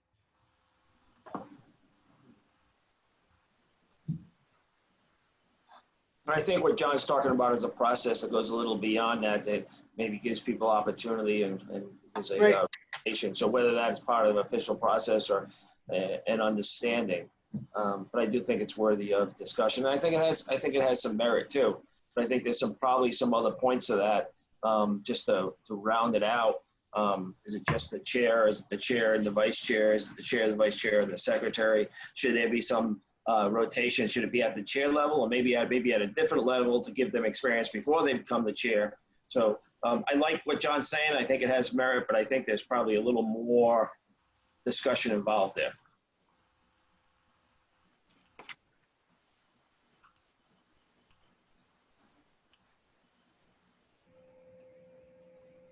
I think anytime where you can mix things up and get different opinions, it's a really good thing. I don't think the same over and over again makes sense. And anything, right? We work as a team, and that's the way it should be. It's so everybody's part of that effort. Yeah, and my personal feeling is that we should be getting 7 opinions at every meeting, regardless of who the chair is. Truthfully, I look at the chair as more of a facilitator to make sure that everybody's opinion is heard, everybody's voices is heard, and that everybody's brought to their fullest potential of what they can bring to it. And that they're not necessarily not personal, but not necessarily that their opinion is worth more than anybody else's. That's how I look at it anyways. I would agree with that, Joe. Yep, I agree too. Can I just chime in? Not all of us would be really good in this role. I know that I would not. I'm not as familiar with Robert's rules as any of you are. And John, you've been very effective at keeping them moving, the tempo and the pace of the meetings, moving it along without stumbling over the rules and stumbling over who hasn't gotten to. I think there is a certain personality that should facilitate the meetings. And if everyone on the board had that personality, then I think I would be in favor of this decision, but I'm not sure that everyone would be as skilled. Oh gosh, this sounds so wrong to say it. I'm not sure everyone is as skilled as everyone else, and I know that I'm not skilled. So, am I saying that correctly? I hear you. That's You are. fair. I was president of my garden club for a year. I was miserable and they were miserable, and we were very happy with my it just wasn't my knack, you know? So I don't know if everyone else would feel as comfortable. That's all. So these are the things I think we should discuss. And what I did not get from John's discussion that everybody was going to be the chair. What I got was that there would be some type of expectation of a rotation, and those people that are interested in the chair would have an opportunity to put their name in. And we have an opportunity now, but there being some type of expectation of a rotation. Right. Okay, good. I think, you know, I got to weigh in here because, John, I give you props for the creativity and obviously for the job you've done over the past year. I know I speak for everyone on that, but you're talking about something very different, and, you know, we're conservative, right? Something like this scares me because it's different. And I think we should clarify what you're talking about. Are you talking about the informal expectation that the person who's selected chair will kind of agree to impose, you know, self-impose a term limit? Or are you talking about whoever is elected chair will will not actually preside at every meeting. I think there, just as Susan said, I think there is, right, everybody's opinions get heard. That's a given. The chair isn't and hasn't been and shouldn't be in the position of, you know, squelching debate or silencing voices. It's really about running the meeting and keeping the meetings going smoothly. And I think there is definitely a skill to that. So which one are you talking about?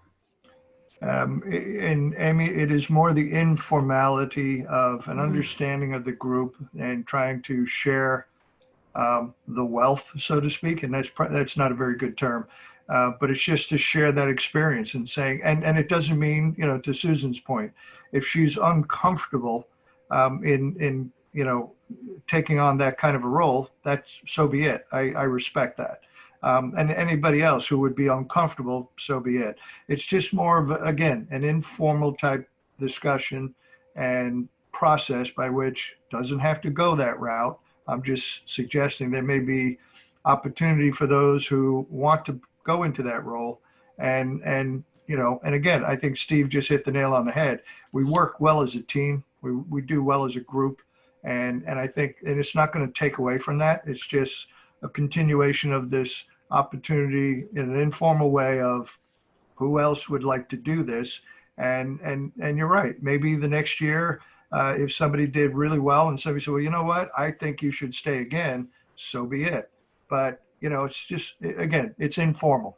It's just a general discussion about what I had envisioned. So, for example, and personally, I think Steve would make a very good chair. I know he gets comfortable sitting on that right side of his, but now he's on the TV screen, so it's a little different. And I think we all are now on the TV screen. So no matter where we're sitting in the comfort of our home, we're still at the dais and we're acting, we're doing our job, and we're facilitating discussion with our questions and our comments. And, you know, so I personally would like to make a motion, if people would allow me, to put, to have Steve as the chair, the incoming chair. Well, I think there's two different things here. One is, should we have an understanding and a process that there's a rotation, that it gives people opportunity, and that is an expectation. And then the second thing is the people that, you know, once that process is thought about and vetted, then who fills those roles. I just think there's two different things going on here. Yeah, you may want to think about amending the bylaws. If everyone's on board with it, write the term limits into the bylaws. Yeah. It's an experiment. You can change it if you don't like it. And I don't say that against anybody. I'm actually trying to keep it away from personalities and just let's think about what the process is and agree on what the process is and the expectations, and then let's talk about the individuals with different roles. That's what my thought is. No, we could amend the bylaws. That's true. Well, since John has made a motion, it would probably be more efficient to go through this process now, so because we have it on our agenda for the election, but then at some future date have a discussion separate from this, because as Joe said, it is kind of two different issues, two different discussions. Well, it's two different discussions, but at the same time, we're making a selection based on what we're proposing, different individuals based on a process that, you know, John put forward. And I think has merit, but anyways, that's my thought. So I think, you know, to Joe and to Maria's comments, and I'm hearing you both, to continue the dialogue post-election. I think it does have merit, and I think, you know, we should think about it further. So I know I kind of sprung this on everybody, and my apologies for that, but so I don't think we have to come to a conclusion tonight. But again, if there's merit and if we want to discuss it further, I would suggest we do have that luxury, and we can also, if we feel comfortable about that discussion, future discussion, we can amend the bylaws or not.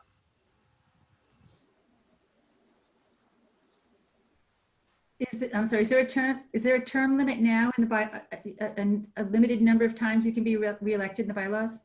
No. Unlimited, just like Congress. A lifetime sentence. There you go. Wow, so we're practicing for Congress? Huh.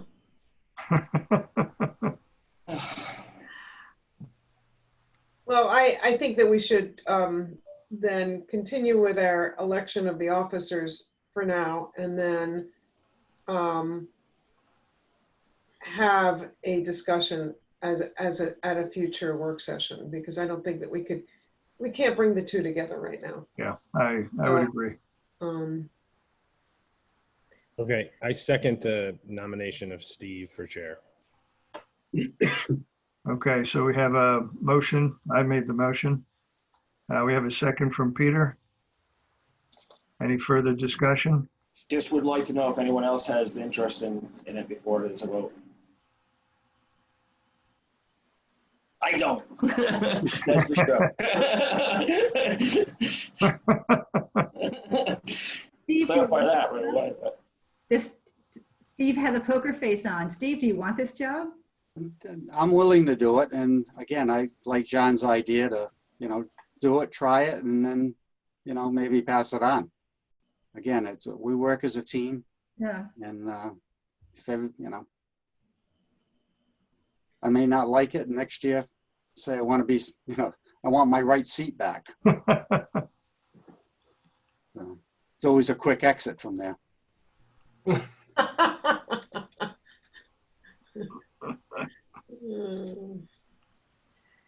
Well, should I call the roll?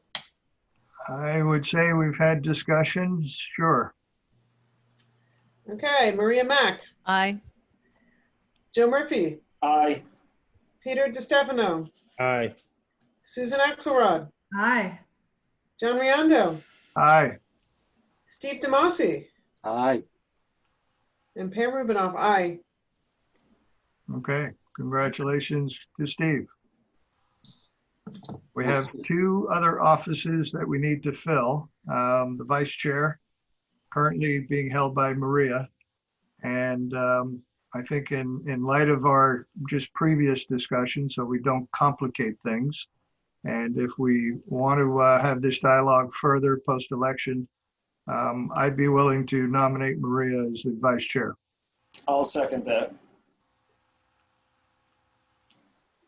Any further discussion? Maria, will you accept? Yes. Okay, any further discussion? Hearing none. All in favor? Aye.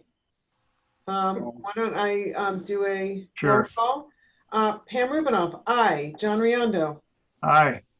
Susan Axelrod, Aye. Peter DiStefano, Aye. Joe Murphy, Aye. Steve Tomasi, Aye. and Maria Mack. Aye. Okay, very good. Congratulations, Maria. And the final office is secretary. And so I'm going to ask the question to the existing secretary. How do you feel? I certainly can continue this. I know that my role as the roll caller has really elevated my position as Been secretary. entertaining too.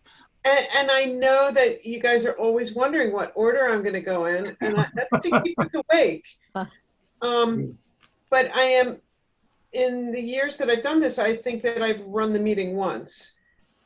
But I am willing to, if somebody else would like to try at secretary, I would certainly be willing to train you.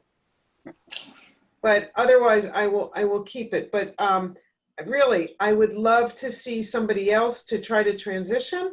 That would be wonderful. It is a nice way to start to train for something else if you're, it's a smaller role.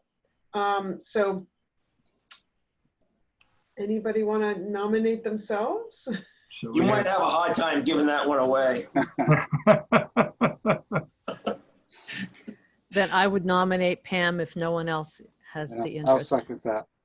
Oh, great. All right.